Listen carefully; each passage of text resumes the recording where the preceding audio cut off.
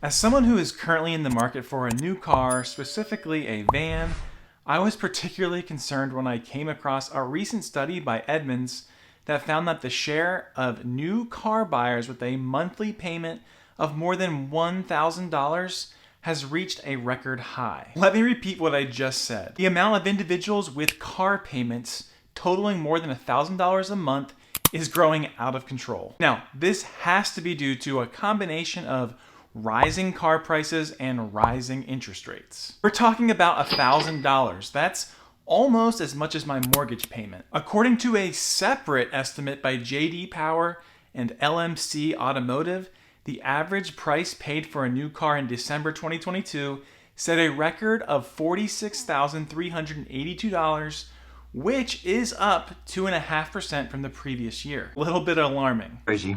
It's crazy. At the same time, the interest rate on new car loans reached 6.5%, up from 4.1% the previous year. This means that many consumers, including myself, are facing monthly payments that we are not able to afford. That is much too much money.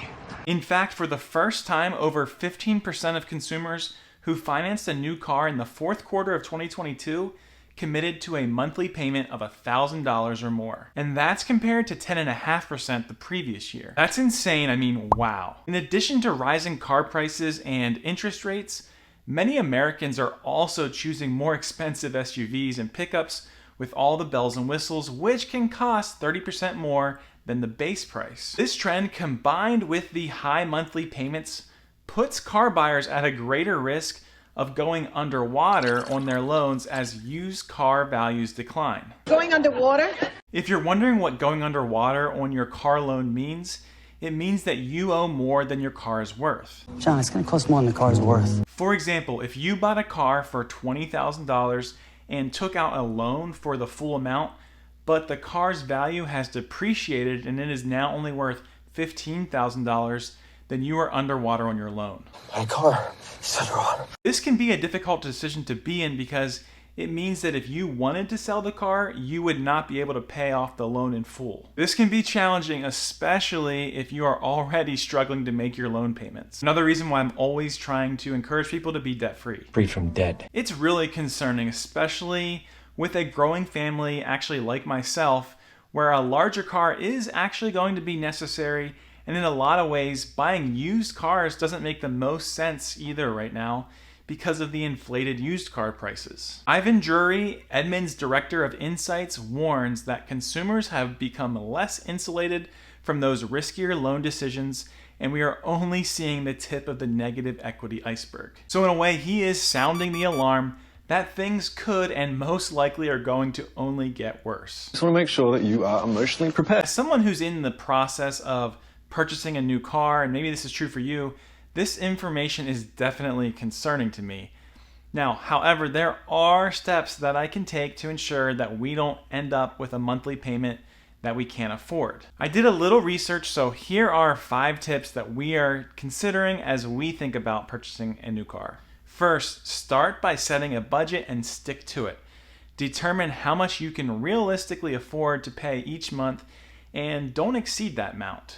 Number 2, shop around for the best financing options. It's a good idea to get pre-approved for a loan before you start shopping for a car. This way, you'll have a good idea of what you can afford and what your monthly payments will be. Number 3, consider purchasing a used car instead of a new one. Used cars tend to be less expensive and have lower monthly payments. Just make sure you do your research and choose a reliable model. As I already mentioned, this is a little tough right now as some used car prices are extremely inflated because of the high demand for used cars. Number 4, don't be swayed by all the bells and whistles. While it may be tempting to upgrade to the top of the line model, you need to keep in mind that each additional feature will add to the cost of the car, so you want to stick to the features that are most important to you and save on the rest. Number 5, negotiate the price. Now, don't be afraid to negotiate the price of the car with the dealer.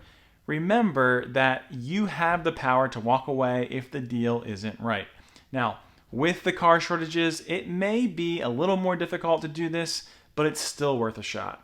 I hope these tips have been helpful. If you have any additional questions or would like more information on financing a car, definitely feel free to leave a comment below and let us know what you're thinking. Thank you so much for watching, and don't forget to subscribe to our channel for more financial tips and tricks everyone understands. If you found value in this video, smash that like button, and I'll see you in the next video.